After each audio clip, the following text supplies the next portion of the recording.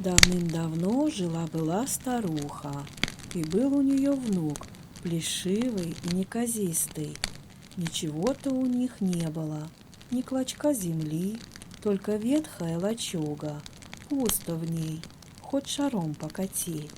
Старуха пряла шерсть, вязала в день по паре чулок и продавала их.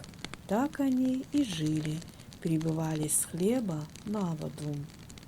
Однажды старуха, как обычно, дала внуку деньги и велела принести хлеба. Кичал отправился, но вдруг посреди улицы увидел огромную толпу. Все люди орали, перекрикивая друг друга. У каждого была в руках дубинка, и все они избивали несчастную собаку, которая в ужасе металась из стороны в сторону. Она была уже не в силах лаять и только жалобно визжала. Кичал не мог без слез смотреть на муки бедной твари и скричал: «О, люди, что сделала эта собака? За что вы так избиваете ее? И что это даст вам? Чего вы добьетесь, убив ее? Вот возьмите деньги, на которые я должен был купить хлеба, и отдайте мне собаку». Люди охотно согласились, взяли деньги и отдали Кичалу собаку. Взял он ее на руки и отправился домой. Старуха с утра ничего не ела и с нетерпением ждала внука, который должен был вернуться с хлебом. Увидев, что вместо еды он принес маленькую собачонку, она очень расстроилась и спросила: «Сынок, а хлеба ты не купил?» Кичал опустил собаку на пол и ответил: «Бабушка, я шел на базар, как ты велела, но по дороге увидел, как целая толпа избивает маленькую собачонку. Мое сердце чуть не разорвалось от жалости. Я отдал им все свои деньги и забрал собаку». Старуха ничего не сказала. Дело сделано. Какой толк ворчать? Она связала новую пару чулок, продала их и послала внука на базар, строго-настрого наказав: «Не возвращайся без хлеба, иначе худо будет», — добавила она.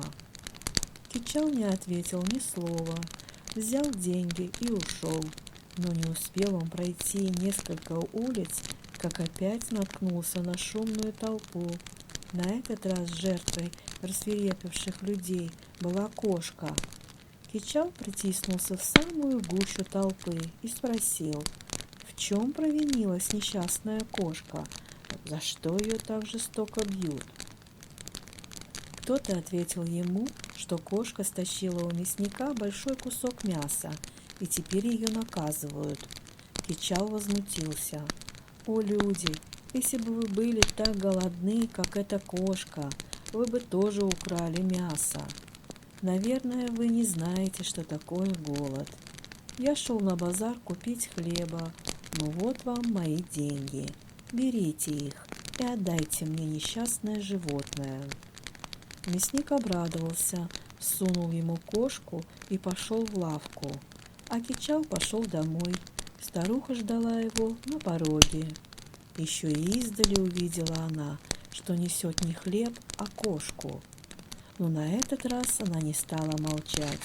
Обругала Кичала, на чем свет стоит, даже схватила с земли камень и швырнула в него. «Говорила я тебе или нет, чтоб не смел возвращаться без хлеба? А ты, нечестивец, что сделал?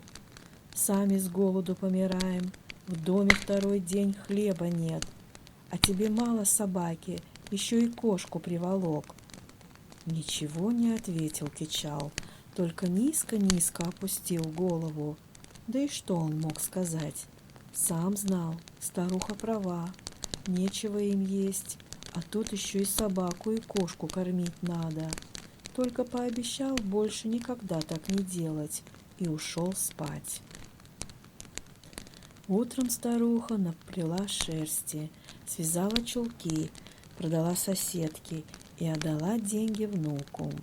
«Только смотри!» — крикнула она ему вслед. Без хлеба лучше не возвращайся. На этот раз все обошлось благополучно. Кичал купил хлеба, принес его домой. Вечером они поужинали, покормили животных и легли спать. Всю ночь Кичал не мог уснуть. Тяжкие думы одолевали его. Что будет дальше? Чем кормить их? Много ли выручит бабушка за чулки? Что он сможет купить на эти деньги?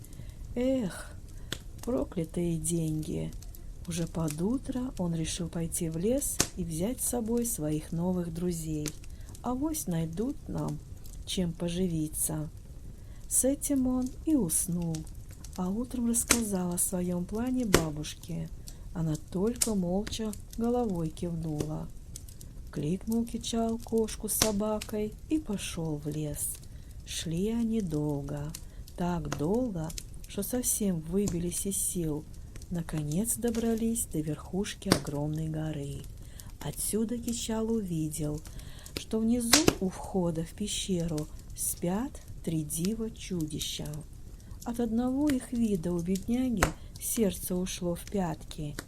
Первый див был 7 второй 3 а у третьего, самого младшего, 1 голова. Уши их торчали в разные стороны, как куски лаваша, клыки огромные, как у слона. Когда дивы дышали, из ноздрей вырывалось пламя, словно внутри пылал кузнечный горн. Когти их, что ли, мехам. Пока Кичал стоял на вершине, от страха боясь даже шевельнуться, дивы проснулись и, схватив друг друга за рога и хвосты, начали драться. Наш Кичал хотел потихоньку удрать, пока его не заметили, но вдруг залаяла собака, и дивы, позабыв о драке, вмиг взлетели на вершину горы и схватили несчастного вместе с собакой и кошкой. Кичал дрожал с головы до ног, но 7 див миролюбиво сказал: «О, сын рода человеческого, разреши наш спор.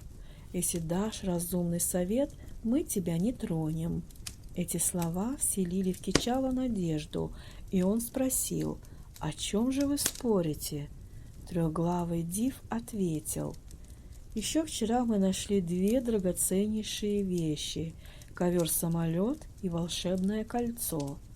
Стоит сесть на этот ковер и сказать: «О, волшебный ковер, вези меня туда», и вмиг окажешься там, где пожелал.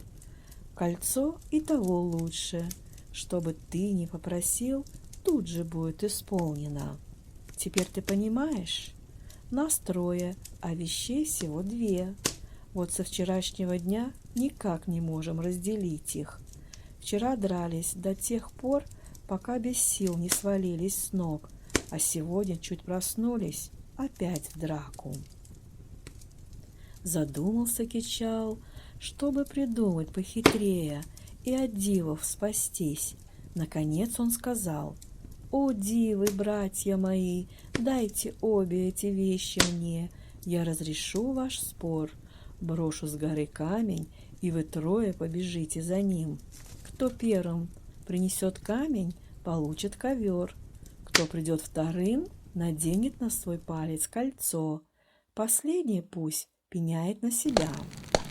Подумали дивы, подумали и согласились. Все равно решили они, и последний в накладе не будет. Он съест Кичала. Схватил наш Кичал огромный камень и пустил его с горы. Покатился камень вниз, а дивы со всех ног помчались за ним. Как только скрылись они из глаз, Кичал надел на палец волшебное кольцо, вскочил на ковер, посадил туда кошку и собаку и сказал: «О, волшебный ковер-самолет, вези нас прямо домой». Не успел он вымолвить эти слова, а ковер-самолет уже взвился в воздух и понес их. Глянул Кичал вниз и увидел, что плывут они над берегом моря. Тут он сразу вспомнил, что собака и кошка, да и сам он, умирают с голода. И дома бабушке есть нечего. Вот бы опуститься здесь и наловить рыбы, подумал он. Дай-ка попробую. И он сказал вслух: О, волшебный ковер-самолет, опусти нас здесь, я хочу наловить рыбы. Только он сказал это, ковер плавно опустился на землю. Кичал тут же снял кольцо с пальца и сказал: «О, волшебное кольцо, мне хотя бы 2 рыбы поймать». И тут же большая рыба-мать вывела на берег 2 своих детенышей и проговорила: «У меня всего 2 детей, и я отдаю их тебе в дар». Взял Кичал рыбу, набрал хворосту и развел костер. Зажарил рыбины, одну съел сам, другую дал кошке с собакой, но те не стали есть. Кичал разозлился. «О, несчастные животные! Почему Аллах создал вас такими неблагодарными? Ешьте!» И вдруг собака заговорила человеческим голосом. «Послушай, брат наш, мы совсем не такие неблагодарные, как ты думаешь. Просто совесть не позволяет нам съесть эту рыбу. У этой рыбы матери было всего 2 детей, и она отдала их тебе. Ты не должен был принимать такой бесценный дар. Тебе надо было сжалиться над ней и вернуть хоть одного детеныша. Но ты не сделал этого и будешь наказан». Рыба-мать страдает теперь, вот почему мы не стали кушать. Кичал горько раскаивался в своей ошибке. Ну что он мог сделать? Зажаренных рыб не вернуть к жизни. Погоревал Кичал и пошел к морю мыть руки. Но только он опустил их в воду, волшебное кольцо соскользнуло с пальца и исчезло в море. Сколько ни искал его Кичал, найти не мог. Наконец начало темнеть. Он развернул ковер-самолет и решил вернуться домой. Собака с кошкой сказали ему: «Братец, ступай домой, а мы здесь погуляем, авось удастся найти кольцо». Кичал улетел, а они остались. Долго ли ходили они по берегу моря, мало ли. Вдруг видят, пришел старик-рыбак, закинул в море сеть, подождал и начал тянуть. Тянет, потянет, напружился весь, жилы на лбу вздулись, а вытянуть не может. Собака с кошкой бросились ему помогать, вцепились когтями и зубами в сеть, кое-как вытащили. И оказалась в сети огромная рыба. Старик разрезал ей живот, внутренности отдал собаке и кошке, которые так помогали ему. Начали они грызть внутренности, вдруг наткнулись на кольцо, то самое волшебное. От радости они забыли о голоде и со всех ног кинулись к Кичалу. Прибежали, отдали кольцо и рассказали все, как было. Взял Кичал кольцо, погладил кошку и собаку и дал им есть, а потом и говорит: «О, волшебное кольцо, многого я не прошу у тебя, только 1 дворец, и чтоб выложен он был из золотых и серебряных кирпичей, а башни его, чтоб достигали облаков. Больше мне ничего не надо». Только сказал он это, как раздался грохот, и перед его глазами вырос дворец такой красивый, что и во сне Кичалу не снилось. Бабушка только руками всплеснула и принялась расспрашивать внука, откуда в руках его такая сила. Рассказал он ей о встрече с дивами, о ковре-самолете и волшебном кольце, о том, как помогли ему кошка с собакой. Заплакала старуха от радости, что не будут они больше нищенствовать, что не надо ей день и ночь шерсть прясть да чулки вязать. Стали они жить да поживать в новом дворце, и молва о нем разнеслась по всему свету, пока не докатилась до самого шаха. Позвал шах своего визиря и говорит: «О, мудрый визирь, Слыхал я, будто у Кичала роскошный дворец, мой собственный по сравнению с тем похож на сарай. Визирь ответил, опустив глаза: «О, мой великий шах, как ни горько, но, кажется, правдива эта молва. И я слыхала об этом дворце. Так что же ты медлишь, о мудрый визирь? Узнай, где живет этот нечестивец, как удалось ему построить такой дворец. Но этого мало, ты должен отобрать этот дворец у Кичала». Визирь ответил: «О, мой шах, чтобы раскрыть тайну, нужна ведьма». Тут же шах отдал приказ найти ведьму и немедленно доставить ее во дворец. Однако, когда ведьму привели, шах в ужасе отшатнулся. Такая она была противная.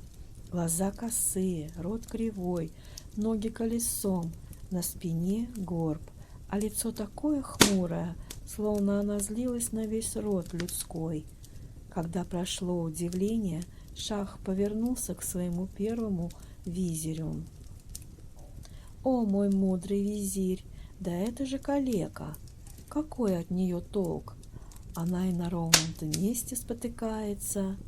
Вместо визиря с поклоном ответила сама ведьма: «О, великий и могущественный шах, не гляди на мое лицо, ты еще увидишь, на что я способна.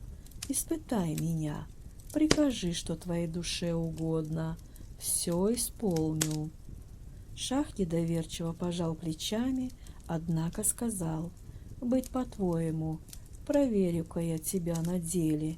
Говорят, где-то в моих землях, далеко-далеко отсюда, живет нищий Кичал со своей старой бабкой». И вдруг, откуда ни возьмись, появился у него дворец, да такой, что теперь мои шахские покои стали похожи на сарай. Ты, старая, должна найти Кичала, выведать его тайну и сделать так, чтобы я мог отобрать у него этот дворец». Ведьма рассмеялась. «И это все?» Шах удивился. «Тебе мало?» Старуха скривила губы. «Да сохранит тебя Аллах! Такие дела для меня сущий пустях, легче легкого. Я узнаю все, что ты хочешь, но только знай, великий и могучий, даже для шаха я ничего не делаю даром». «Чего же ты хочешь, старая?» — недовольно спросил шах. Он не привык, чтобы с ним разговаривали так дерзко. «Золото». «Ладно, будет тебе золото». И он швырнул ей целую пригоршню монет. «Но если не справишься с задачей, не сносить тебе головы». При виде золота глаза ведьмы расширились и заблестели, как у кошки, которая поймала жирную мышь. Даже угроза отрубить голову в случае неудачи не могла омрачить ее радости. Пришла ведьма домой, села в большой глиняный кувшин, в котором творила все свои злые дела, повернула ручку кувшина вниз и в тот же момент с грохотом и треском взлетела в небо. Летела она, летела, долго ли, коротко ли, наконец увидела вдали большой чертог. Он блестел, как солнце, озаряя ярким светом все вокруг. Повернула она свой кувшин ко дворцу, опустилась на самой окраине города, среди лачуг, потихоньку выбралась из кувшина, пригладила волосы, в руки взяла посох и четки и пошла ко дворцу. Долго она стояла, притаившись за деревом, все высматривала и, наконец, увидела, что бабушка Кичала на балконе. Ведьма тут же выбралась из своего укрытия и пошла, но под самым балконом вдруг сделала вид, что повернула себе ногу и начала притворно стонать. Бабке Кичала стало жаль бедную больную старуху. Велела она слугам привести ее в дом. Та сначала для виду поломалась, но потом согласилась. Ведьме только этого и надо было. Говорят же, что может пожелать слепой, два глаза. Едва слуги привели ее, бабка Кичала спросила: «Сестрица, куда путь держишь?» Ведьма льстиво ответила: «Спасибо тебе, добрая женщина, за помощь и привет. Я бедная, одинокая старуха. Ни души родной у меня нет, ни кола, ни двора. Спасибо, добрые люди, как ты, дают мне поесть, и я кое-как перебиваюсь. Но вот уже несколько дней во рту у меня маковой росинки не было. Ноги подкашиваются. Вот я споткнулась о камень и упала». Бабка Кичала совсем разжалобилась, ведь еще так недавно она и сама никогда не наедалась досыта. Она велела слугам подать самые вкусные кушанья. Ведьма досыта поела, а потом разболталась, стала плести всякие были и небылицы. И, наконец, заморочив бедной старухе голову, улучила момент и спросила: «Сестрица, я вижу, ты очень хорошая женщина. Прости, ты мне мое любопытство, но я не могу не спросить тебя вот о чем. Столько добра, такой роскоши нет даже у самого Шаха. Откуда же твой внук добыл все это? Ведь ты говоришь, вас только двое на всем белом свете». Бабка Кичала пугливо оглянулась по сторонам и, понизив голос, ответила: «Вижу, ты добрая женщина, поэтому я открою тебе нашу тайну. Только смотри, сестрица, это строго между нами. Ты первый человек, которому я рассказываю. Скоро вернется домой мой внук. Ты увидишь у него на пальце кольцо. Знай же, это кольцо волшебное. О чем бы ни попросил его владелец, желание тут же исполнится. Но это еще не все. Вот на тот зеленый ковер можно встать и сказать: «О, волшебный ковер-самолет, вези меня туда-то». Ковер, как птица, поднимется в небо и понесет человека, куда он хочет. Мы были самыми бедными в нашем городе, и все богатство, и этот дворец, и всю эту роскошь дали нам кольцо и ковер. Так ведьма выведала тайну Кичала. Но и мало было этого. Она решила остаться во дворце на ночь, дождаться хозяина, а там видно будет. Может, удастся выполнить и второй наказ Шаха. Поэтому, плетя свои были и небылицы, она хваталась то за ушибленную ногу, то за голову и без конца охала и ахала. «Ох, как болит голова! Куда же я пойду на ночь глядя?» Так она ныла, пока бабка Кичала не предложила: «Не печалься, сестрица, места во дворце много, переночуешь у нас, а утром пойдешь дальше». Гостья от радости обняла бабку, принялась целовать. «Да пошлет тебе Аллах счастье, а я-то все думаю, куда мне деваться, когда все так болит». Наконец пришел Кичал. Ведьма не сводила глаз с кольца, сверкавшего у него на пальце. Пришло время ложиться спать.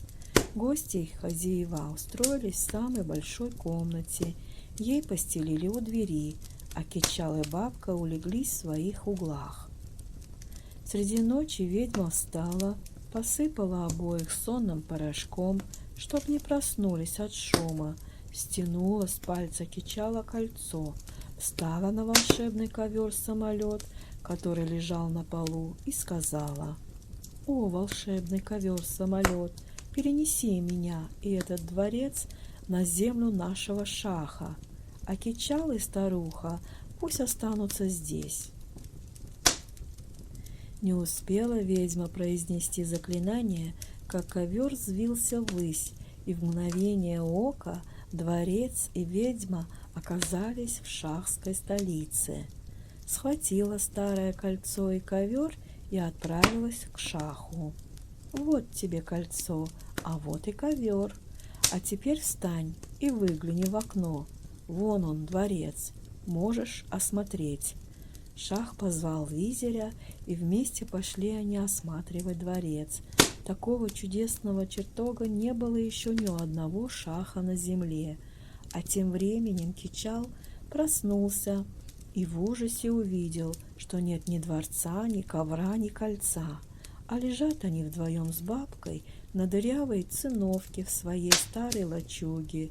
Тут он сразу понял, кто была вчерашняя гостья. Пригорюнился он, призадумался, потом и говорит: «Бабушка, напряди-ка шерсти, свяжи чулки и продай соседям, а я пойду на базар, куплю хлеба и лука». Бедная старуха снова, как в старые времена, вытащила веретено, наплела немного ниток, связала носки и продала, а деньги отдала внуку. Так с того дня и пошло. Но однажды собака и кошка договорились как-нибудь помочь Кичалу. «Он спас нас от смерти», — сказала собака, «а теперь наш долг — сделать ему добро. Мы должны найти и ковер-самолет, и волшебное кольцо». Правильно согласилась кошка, и ранним утром они спустились в путь. Кошка бежала впереди, а собака не отставала от нее ни на шаг. 40 дней и 40 ночей они шли так быстро, что даже птица не смогла бы их нагнать. Переплыли много рек, перевалили через много гор. Наконец добрались они до города, где стоял дворец, выложенный из золотых и серебряных кирпичей.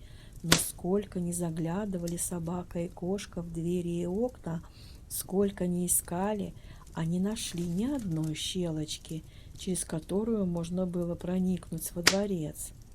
С большим трудом им удалось разглядеть. Но сколько ни заглядывали собака и кошка в двери и окна, сколько ни искали, они нашли ни одной щелочки, через которую можно было проникнуть во дворец. С большим трудом им удалось разглядеть, что шах спит, а летающий ковер расстелен перед его троном. Только кольца не было видно, а уж его-то нельзя было не заметить. Это кольцо имело еще такое свойство, что всегда светилось, как солнце. И вдруг кошка увидела, что каждый раз, когда шах выдыхает воздух, изо рта его вырывается сноп света. Хитрая кошка тут же догадалась, что шах спрятал кольцо под языком.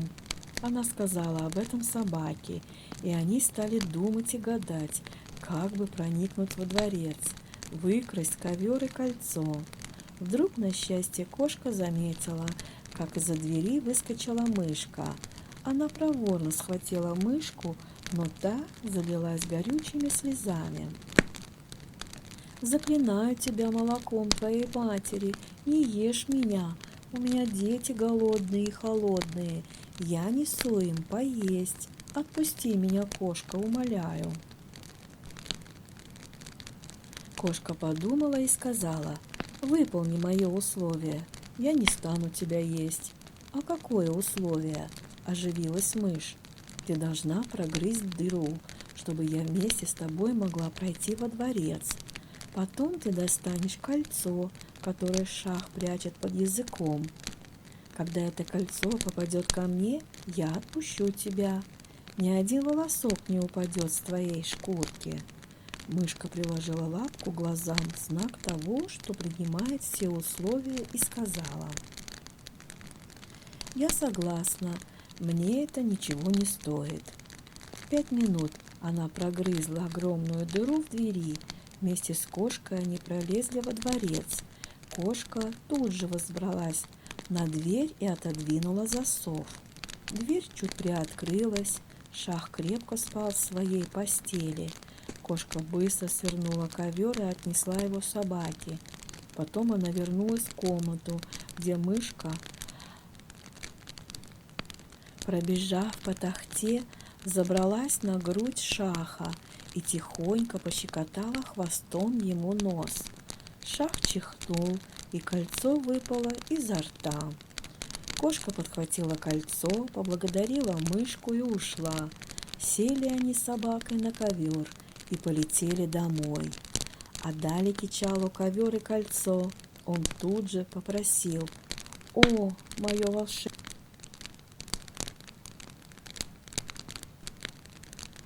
В одной деревне жила старуха-цыганка, оседла жила, вместе с сыном своим век доживала. Жадная она была и с нечистой силой общалась. Не любила старуха, когда к ней в гости кто-то ходил, и лишь только вечер наступал, выходила она во двор. Встанет, заклинания пробормочет, а потом повернется вокруг себя и превращается в свинью. И всем, кто к ее дому идет, начинает эта свинья под ноги бросаться. Собьет на землю и катается. Так всех от своего дома и отвадила. А сын у старухи красавец был. Не знал он про колдовство своей матери, а та ему ничего о себе не рассказывала. Вырос парень и познакомился с хорошей цыганкой. Полюбили они друг друга. Как узнала старуха про это, недоброе затаила. Как-то раз захотелось девушке жениха своего проведать. Только к его дому подошла, а навстречу ей свинья выскакивает, под ноги бросается, проходу не дает. Сбила девушку с ног и чуть до смерти не укатала. Еле та отбилась и убежала. Прибежала цыганка к братьям своим, да все рассказала, как было дело. «Эй, сестричка ты наша, плохо твое дело, не иначе, как ведьма, мать твоего жениха. Не следует тебе за него замуж идти. Что вы, братья мои дорогие, люблю я его пуще жизни. Хорошо, сестрица, мы попробуем горю твоему помочь». А на следующий день пришел сын ведьмы свататься, а братья невесты ему с порогу и говорят: «Вот что, море, знаем мы, что любите вы друг друга, да отдать сестру свою за тебя мы не можем». «Что такое?» – спрашивает цыган. «Чем я вам не хорош?» «Всем ты хорош, да только в твой дом мы сестру свою не отдадим». «Может, вы чего-то боитесь? Так скажите прямо, в чем дело?» «Ладно, брат, нравишься ты нам, и мы тебе все скажем». Ходят разговоры по деревне, что мать твоя с нечистой силой общается, а тут и невеста твоя, сестра наша, сама в этом убедилась. И рассказали братья, как дело было. «Быть этого не может. Что вы на мою мать напраслину возводите?» «Как знаешь, брат, а только мы сестру в твой дом не отдадим». «Хорошо, сделаем так», — сказал цыган братьям. «Если правда, что моя мать ведьма, я ее сам убью, а если это навет, то вы у нее в ногах валяться будете, прощение вымаливать». На том и порешили. К вечеру цыган с братьями своей невесты пошли к кузнице, взяли там железные прутья, раскалили их до красна и к дому ведьмы отправились.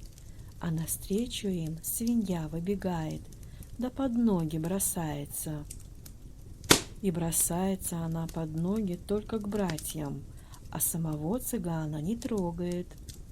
Как принялись братья лупить свинью раскаленными прутьями, она как завизжит и спину сразу выгнула. И убежала в лес. Входят цыгане в дом, а на печке лежит старуха и охает, стонет, вся тряпками обмотана. «Что с тобой случилось, мать? Да я развяжу тряпки и посмотрю». «Приболела я что-то, сынок, не можется мне. Сама вылечусь. Спасибо тебе за заботу». «Все-таки, мать, да я посмотрю, что с тобой. Может, тебя к лекарю надо сводить», — сказал опять цыган, и только хотел было развязать тряпки, как ведьма вскочила и руками замахала. «Не смей подходить! Чего это ты боишься, мать? Или скрываешь от меня что-то? Не твое это дело, сынок!» — сказала ведьма и отвернулась. «Ты не забыл про наш уговор?» — напомнили братья цыгану. «Смотри, не видать тебе невесты». Подошел цыган к матери, рванул за тряпки и скинул их. Глядит, а мать вся железными прутьями исполосована. Схватился цыган за ружье. «Значит, правду люди о тебе говорили, значит, ведьма ты!» — прокричал цыган и нажал курок. Выстрелило ружье, рассеялся дым, а ведьма стоит, как ни в чем не бывало, и головой покачивает. «Эх, сынок, долго я скрывала от тебя свою тайну, да делать нечего. Узнал ты. Вижу, не будет тебе счастья в жизни, покуда я жива. Так слушай. Здесь ты не сможешь меня убить, но есть место, заколдованное в нашем лесу, у столетнего дуба. Там я теряю свою колдовскую силу. Веди меня туда, и там уничтожь». Привел цыган мать к дубу, выстрелил, а когда дым рассеялся, то увидел он, что сгинула старуха.